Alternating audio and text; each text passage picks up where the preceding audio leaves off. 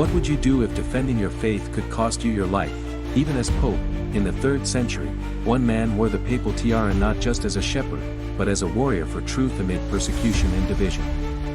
This is the courageous story of Pope Saint Stephen I, who stood firm in a time when the Church was bleeding, literally and spiritually. Born around the early 200s, Stephen was a Roman by birth and a deacon under Pope Lucius I.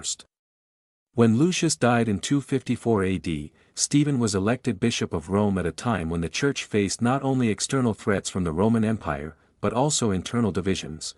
Under Emperor Valerian, the Church was hunted. Bishops, priests, and faithful were executed. Pope Stephen's own life was in constant danger, but he continued ordaining priests, sending aid to persecuted Christians, and encouraging the faithful to stand firm. He operated much of the Church from underground cemeteries and hidden house churches, but Stephen's greatest test wasn't from Rome, it was from within the Church. A major controversy erupted: should Christians who had lapsed during persecution be rebaptized? Stephen said no. He firmly upheld the teaching that baptism, once validly given, could not be repeated. His theological opponent, Saint Cyprian of Carthage, despite the heated dispute, Stephen stood for unity, an apostolic tradition, even when it risked fracturing relationships with other bishops. Pope Stephen I was martyred in 257 AD, possibly while celebrating Mass.